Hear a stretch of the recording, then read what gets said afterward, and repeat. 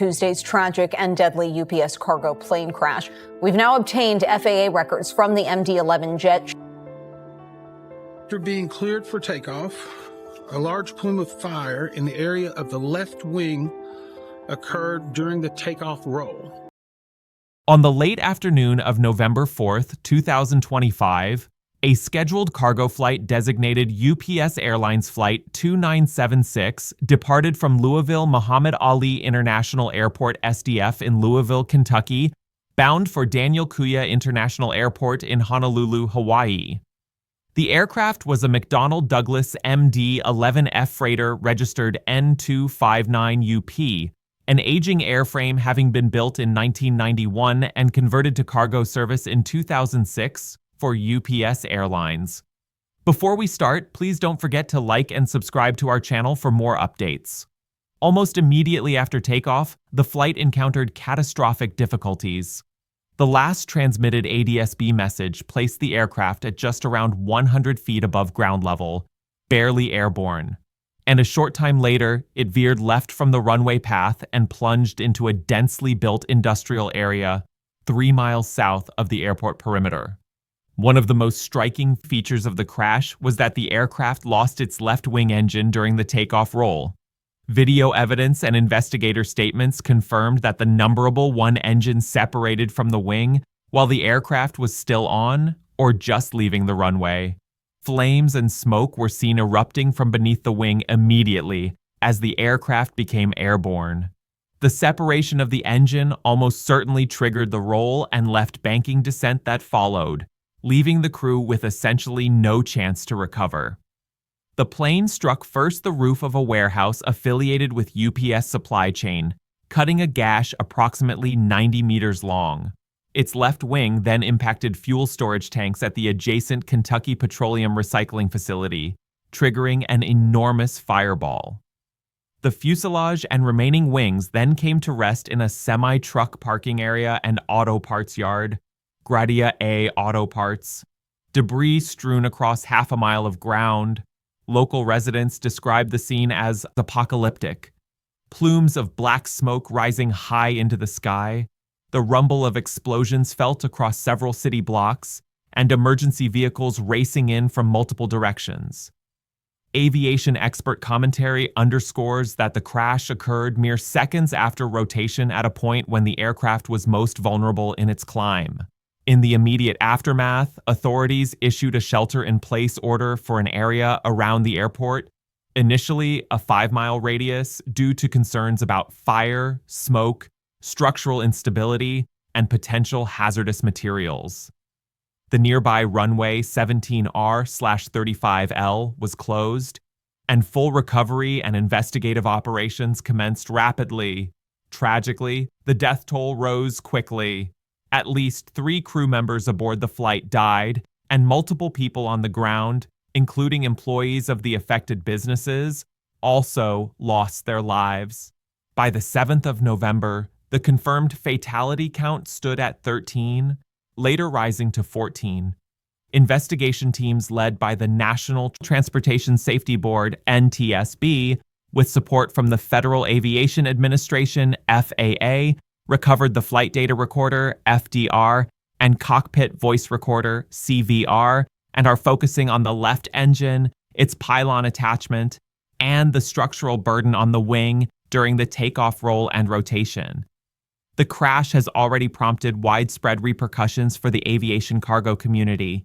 The FAA issued an emergency airworthiness directive grounding or requiring inspections of all MD-11 aircraft. While the full investigation will take months to complete, the incident raises urgent questions about maintenance of aging aircraft, operational weight and fuel loads on long domestic cargo flights, and the safety margins during takeoff from heavily trafficked hubs. The MD-11 is a tri-J freighter, a design that has seen fewer new deliveries for years and increasingly used by cargo carriers. The particular airframe N259UP had logged decades of service, and it is standard in cargo operations to use older aircraft as long as they meet airworthiness requirements. According to tracking data, the flight commenced its takeoff roll at roughly 22 hours, 12 minutes and 24 seconds, UTC 1712 local on runway 17R. The recorded ground speed prior to the last message was 186 knots, typical for a heavy MD-11 liftoff. Yet the climb was minimal. One message indicated an altitude corresponding to only approximately 100 feet at above ground. This means the aircraft never achieved a safe climb gradient and was unable to reach even a standard initial segment height. Fuel load also plays a part in assessing an accident of this nature. The flight was destined for Honolulu, Hawaii, a long-haul route over the Pacific. Initial reports suggest the aircraft was carrying approximately 38,000 gallons of fuel, 220,000 pounds at departure. That's a significant mass which influences climb performance, weight, runway requirements, and engine stress. For the crew, the moment of rotation likely seems standard. The thrust applied, the aircraft lifted off. Yet, mere seconds later, the engine detachment changed the dynamic entirely. Engine separation in flight is one of the more catastrophic failures possible, particularly during takeoff when thrust, lift, control inputs, and aerodynamic margins are at their most sensitive. Witnesses heard and saw the left engine detach and fall away during the roll rotation phase. CCTV footage revealed the wing on fire and engine parts found adjacent to the runway. The NTSB has noted that the cockpit voice recorder captured a continuous warning bell beginning roughly 37 seconds after takeoff thrust was applied, and that bell persisted until the crash, during which the crew made sustained efforts to regain control of the aircraft.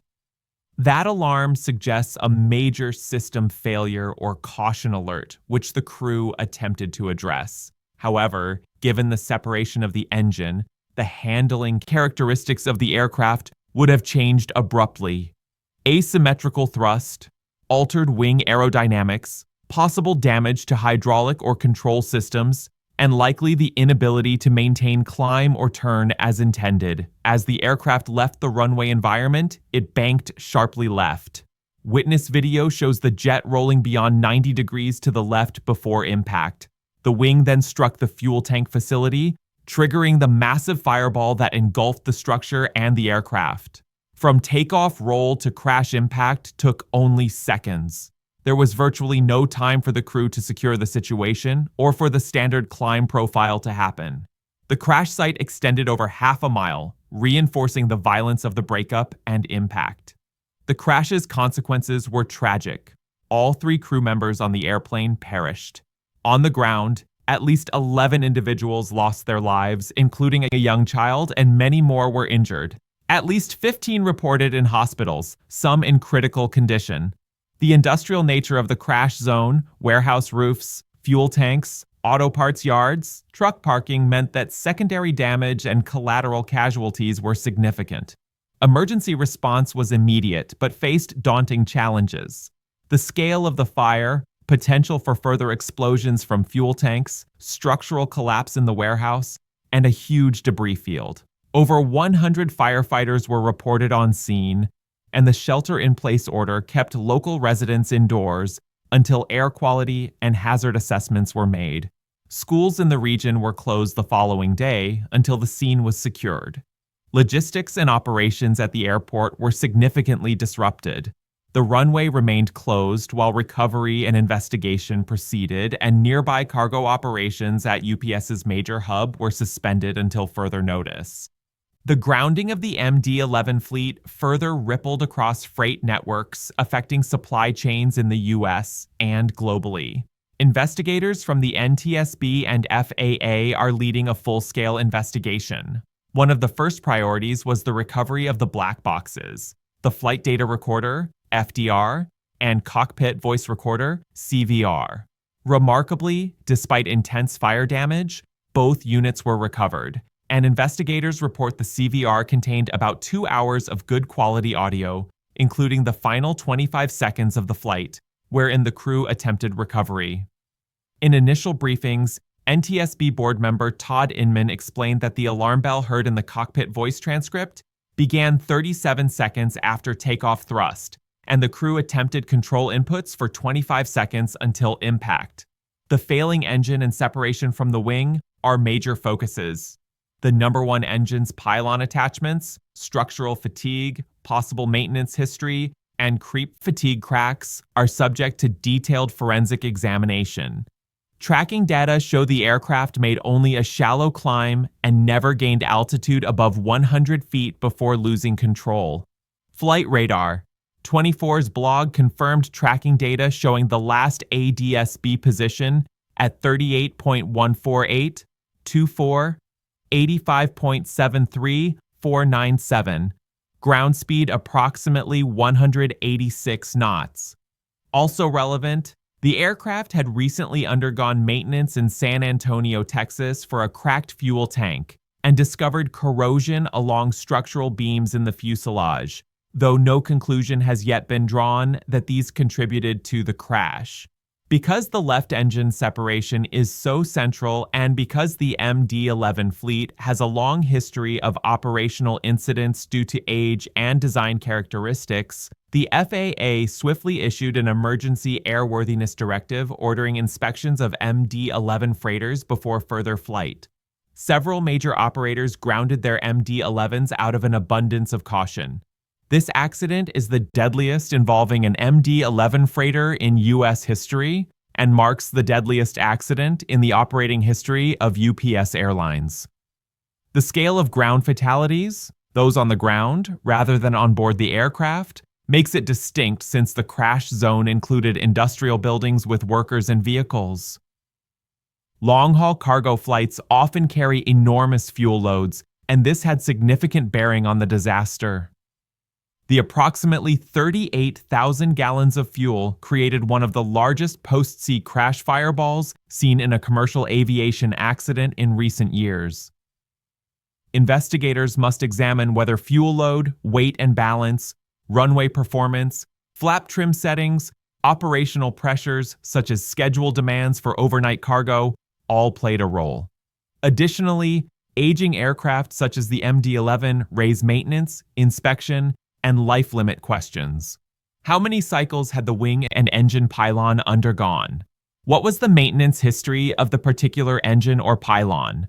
Were there any known service bulletins or inspection items for that aircraft type that might intersect with this failure? The presence of prior structural findings, cracked fuel tank corrosion, may raise the question of latent issues. Furthermore, the fact that this happened at a major cargo hub, UPS's Worldport in Louisville, is bound to ripple into supply chain consequences. Grounding a portion of the freighter fleet causes delays in parcel and freight movement, and commercial shippers will watch closely how this investigation proceeds. From the human perspective, the families of the crew and ground victims face profound loss. The local community in Louisville, the workers at the impacted warehouses and truckers, the first responders, all have been touched. Political and union leaders expressed condolences and emphasized the need for answers. Mayor Craig Greenberg of Louisville posted that his heart is with the families, friends, and colleagues of all who were lost. While early findings suggest the engine separation was the initiating event, the causal chain, why did the pylon fail? What preceded the separation, fatigue, manufacturing defect, maintenance misinspection, overload, foreign object damage is still unfolding. The investigation will examine wreckage, metallurgy, maintenance records, engine history, pylon attachment points, and flight recorder data such as engine RPM, vibrations, structural loads, and control surface positions. The crew's actions during the final seconds. What warnings they had, what system failures they encountered, what inputs they made will be revealed in voice recorder transcripts. The presence of a persistent warning bell, for example, suggests a major alert. The nature of that alert, fire, engine failure, uncommanded thrust, hydraulic loss is key. Its timing, 37 seconds after takeoff thrust, may hint at rotation or acceleration phases. Also vital is performance data. Was the aircraft overweight? Did it reach proper V1, VR, V2 speeds? Did the engine callouts follow the standard non-normal procedures? Was there any sign of bird strike, foreign object ingestion, or maintenance compromise? How did the fragmentation of the left engine affect the wing structure and lift? How did the aircraft remain controllable for the short period it did? The fact that the crew attempted control for 25 seconds after alarm suggests they were not immediately unaware of the situation, but perhaps were overwhelmed by compounding failures. Finally, systemic issues. What oversight did UPS apply to its freighter fleet? How has the MD-11's aging platform been managed? What are the broader safety implications for cargo carriers operating older aircraft over long domestic sectors? Will regulators revise inspection regimes for pylon attachments, engine outboard wing loads, or fuel tank structural integrity as a result? This crash serves as a grim reminder that even in routine operations and apparently straightforward cargo flight from hub to destination, a cascade of events can turn into catastrophic failure within seconds. The takeoff phase remains one of the highest risk periods in any flight, especially when the aircraft is heavy, possibly at near maximum takeoff weight and accelerating to liftoff. The addition of an engine separation during that phase compresses the margin for recovery almost to zero. For UPS Airlines, the event will prompt internal reviews of maintenance programs, fleet management decisions, training for non-normal events, and emergency response coordination with ground facilities that might be impacted by such a failure. For the cargo aviation industry, it underscores that older aircraft require rigorous inspections, that critical load-bearing attachments like pylons must meet high margins even decades into service, and that the interplay between engine failure, structural damage, and flight control systems can be more punitive than perhaps appreciated. Communities near airports will also take note. Industrial facilities adjacent to airfields form part of the risk landscape for aircraft accidents. The fact that the crash zone included warehouses, fuel tank facilities, and heavy truck yards elevated the ground fatality count and will fuel discussions about land use around major hubs. In a broader sense, the crash invites reflection on the balance between efficiency and safety in cargo operations. Overnight schedules, tight turnaround times, heavy fuel loads, and long-haul legs mean that margins are pushed constantly. When one link in that chain fails, a mounting bracket, an engine pylon, a bolt not tightened to spec, the consequences can be disastrous. As the investigation progresses and the preliminary NTSB report emerges, typically within 30 days of the event, we can expect to see interim findings, confirmation of engine pylon failure modes, structural fatigue loops, maintenance history, red flags, and perhaps systemic recommendations for the MD-11 fleet and similar freighters. What remains profoundly human is the cost of lives lost.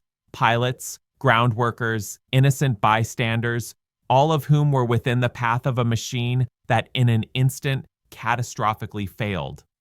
The memory of UPS Flight 2976 will endure as a solemn checkpoint for the industry. That even mature, well-used aircraft in a heavy industry environment and under procedural normalcy can succumb to failure, and that vigilance, inspection, maintenance, and operational discipline are not optional. They are the lifeline between everyday success and terrible tragedy. The aftermath of the UPS Flight 2976 disaster unfolded like an open wound across Louisville. A city accustomed to the constant hum of jet engines, but unprepared for the deafening silence that followed this one.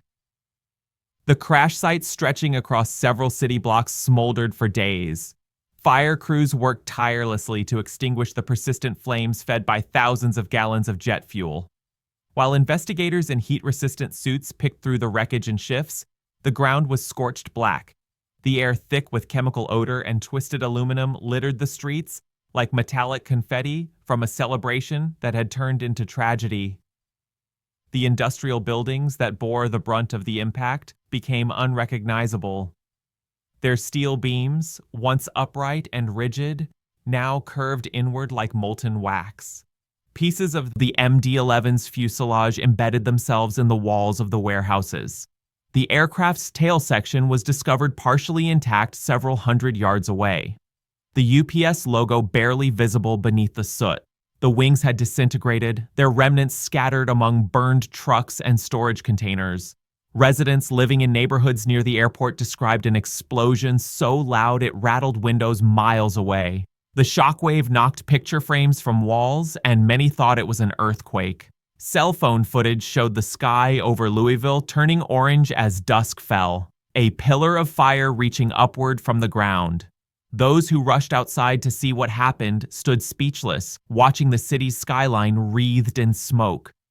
Within minutes, emergency sirens flooded the streets. For first responders, it was chaos wrapped in urgency. Firefighters knew they were facing a jet fuel inferno, one of the most difficult fires to control. Police officers cordoned off the perimeter while ambulances tried to navigate through dense clouds of smoke. Hazardous materials teams were summoned because of concerns that burning jet fuel and industrial chemicals might release toxic fumes. Some rescuers described the conditions as hell on earth, the ground trembling beneath their boots as small explosions erupted from punctured fuel tanks and ruptured pipelines. In the command center set up near the airport, communication buzzed nonstop. FAA officials, NTSB representatives, UPS executives, and local government leaders coordinated the immediate response. Their first task was grim, confirming how many souls were aboard and how many might have been caught on the ground. Once it became clear that there were no survivors among the flight crew, attention turned to identifying victims within the impact zone. The effort stretched late into the night and over the following days as recovery teams carefully sifted through debris that still smoldered in places. For Louisville's residents, the event shattered their sense of security. Many who lived under the airport's approach paths had long grown used to the sound of heavy aircraft roaring overhead at all hours. Yet seeing an accident of this scale reminded them of the ever-present risks that accompany proximity to major airports. Local leaders faced difficult questions about zoning, safety buffers, and emergency planning. Why were fuel storage facilities situated so close to heavily trafficked flight paths? Could the destruction have been lessened if safety zones were larger? UPS Airlines itself faced an emotional and operational reckoning. The company's employees at the Worldport facility, a central hub that processes hundreds of thousands packages nightly, arrived at work to find part of their family gone. The pilots were well known among their peers, veterans of long-haul routes, trusted and respected. In a company where operations run through the night like clockwork, their absence felt like a mechanical failure of the human heart. Grief counselors were stationed at the hub for weeks, and employees left flowers, cards, and small brown UPS boxes with handwritten tributes near the entrance. The MD-11's reputation, already complex within the aviation community, came under renewed scrutiny. Pilots who had flown it often described it as an aircraft that demanded constant attention, a machine with quirks that could be mastered only through experience. Its long, slender wings and center-mounted third engine gave it distinctive flight characteristics. When properly maintained and flown within parameters, it was reliable. But when something went wrong, especially near the ground, the margin for error was razor thin. The MD-11's handling during takeoff and landing required finesse, and asymmetric thrust conditions, such as losing an engine, could quickly become uncontrollable. The mechanics of how the number one engine separated remain under microscopic examination. But the human dimension, the seconds inside the cockpit, became a subject of reflection and heartbreak among pilots everywhere. It is likely that the crew trained for countless emergencies followed their procedures instinctively. One moment they were rotating off the runway, climbing toward the sky, and the next they were fighting for control of a crippled machine. The cockpit voice recorder captured their final moments: urgent commands, the sound of alarms, the straining of a yoke pulled against impossible forces. The bell tone that blared in the background must have echoed like a heartbeat, counting down the final seconds of their lives. When accidents happen at such low altitude, pilots have virtually no time to diagnose the problem. Checklists become irrelevant. There is only instinct. They try to maintain attitude, counter the roll, manage power, and keep the aircraft airborne long enough to gain altitude. In this case, the loss of the engine likely created severe yaw. And if structural damage accompanied it, lift on one side would have dropped dramatically. Within moments, the aircraft's angle of bank increased, the nose dropped, and aerodynamic forces sealed its fate. For the families of those lost, understanding these details brings little comfort. Each of the crew members, captain, first officer, and flight engineer, had dedicated their lives to aviation. They were part of an elite cadre of professionals entrusted with UPS's global operations. They trained together, shared long hours in simulators, and often joked about the lonely quiet of night flights. To their loved ones, they were not just pilots, but spouses, parents, siblings, and friends who missed birthdays and holidays to keep the world connected through commerce. In the days following the crash, vigils were held in Louisville and in the pilots' hometowns. Candles flickered against the chill of November evenings, and the UPS logo, so often associated with efficiency and speed, took on a somber tone. Messages of solidarity arrived from aviation unions worldwide. Cargo pilots in Anchorage, Cologne, Hong Kong, and Dubai observed moments of silence before their flights. For an industry that prides itself on precision, loss binds people in ways nothing else can. The investigation's technical side began to take shape inside hangars converted into evidence bays. The charred remains of the MD-11 were transported piece by piece. Engineers meticulously reconstructed sections of the wing, the engine pylon, and the fuselage. The pylon attachment points were analyzed under microscopes to detect microscopic fractures. Metallurgical experts measured fatigue lines to determine whether they had grown over time or occurred suddenly under stress. Engineers used 3D scanning technology to model the sequence of failure, trying to visualize the exact moment when the engine tore free. At the same time, maintenance logs were reviewed line by line. Every inspection, every replacement part, every discrepancy noted by mechanics was cross-referenced. The aircraft's service history showed decades of flying and numerous cycles of pressurization and decompression. Normal for a plane of its age, but also indicative of accumulated wear. Investigators wanted to know whether the inspection intervals for the engine pylons had been extended, modified, or deferred. They wanted to know whether stress corrosion, metal fatigue, or even a single overlooked bolt could have precipitated disaster. The NTSB's laboratories in Washington, D.C. received the flight recorders. Engineers extracted data bit by bit, reconstructing the flight profile. Graphs showed acceleration, thrust settings, control inputs, and altitude changes over seconds. Each line on those graphs represented a desperate effort from the cockpit. The data revealed that the pilots reacted immediately to the engine separation, applying opposite rudder and aileron to counter the roll. They managed to keep the aircraft level briefly before losing control as the wing failed structurally.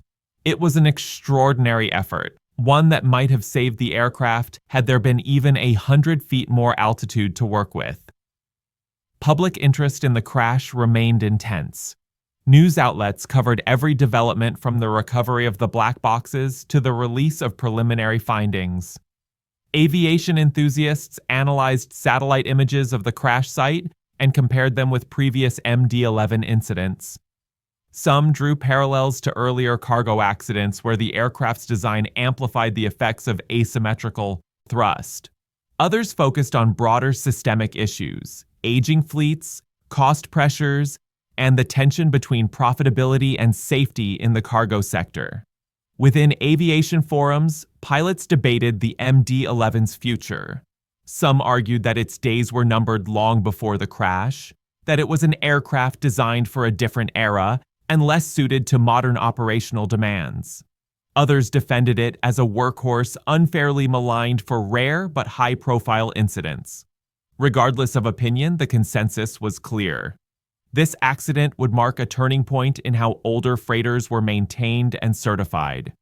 The grounding of MD-11s had immediate economic consequences.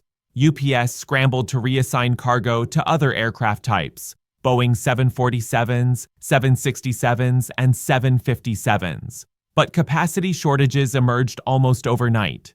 Retailers relying on UPS for holiday season shipments faced delays, and supply chains dependent on overnight delivery had to reroute through alternative carriers. The financial cost was immense, though secondary to the human loss that had triggered it. While the technical investigation moved forward, the legal and ethical aftermath unfolded in parallel. Families of ground victims and crew filed suits alleging negligence, seeking accountability for what they saw as preventable tragedy. Questions arose about whether UPS or its maintenance contractors had adequately inspected the engine pylon, whether regulators had enforced the necessary oversight, and whether design flaws dating back decades should have been addressed earlier. Legal experts predicted a complex web of liability involving manufacturers, subcontractors, and possibly federal agencies. In the political realm, lawmakers called for hearings on aircraft maintenance standards and regulatory oversight of cargo operations. Some pointed out that passenger airlines often face stricter scrutiny than freight carriers despite operating aircraft of similar size and age. The crash became a catalyst for renewed debate about how safety standards apply across different aviation sectors.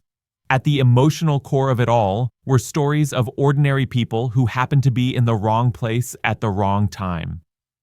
Among the ground victims were warehouse workers finishing shifts, truck drivers unloading deliveries, and a young mechanic who had started his first day on the job that afternoon.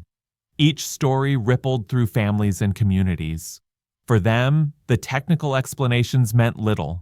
Their grief centered not on metallurgy or aerodynamics, but on the abrupt absence of loved ones. As weeks turned into months, the physical scars of the crash began to fade. The wreckage was cleared, the ground leveled, and rebuilding began. Yet, memorials remained. A plaque near the site, a garden planted by local volunteers, and murals painted on nearby buildings showing doves ascending from smoke. These gestures sought to reclaim a sense of peace from the violence of the event. In aviation training centers, instructors incorporated lessons from Flight 2976 into simulations. New pilots practiced handling sudden engine separations on takeoff, though most admitted it was a theoretical exercise. Survival odds in such scenarios are infinitesimal. Still, the act of training served as tribute, an acknowledgement that each tragedy leaves behind knowledge meant to prevent the next one. Beyond the technical and operational layers, there was a quieter reflection on the psychological toll such incidents take on flight crews everywhere. Many pilots confess privately that every takeoff carries a fleeting thought of vulnerability. You push the throttles forward, feel the acceleration, and trust that the machine beneath you will hold together. For the most part, it does. But Flight 2976 reminded them that even in the most regulated, meticulously engineered environments, chance and physics can conspire against human will. The emotional shockwaves spread across UPS's workforce. Thousands of employees around the world wore black ribbons on their uniforms. The company established a relief fund for the families of the deceased and pledged to overhaul its maintenance review processes. Executives faced the daunting task of balancing corporate recovery with compassion, knowing that every public statement would be measured against the weight of loss. If you like this video, please give it a like and subscribe to our channel. Also, could you leave your comments below and tell us what are your thoughts on possible outcomes from this investigation? We want to hear from you. Thank you for watching and see you next time.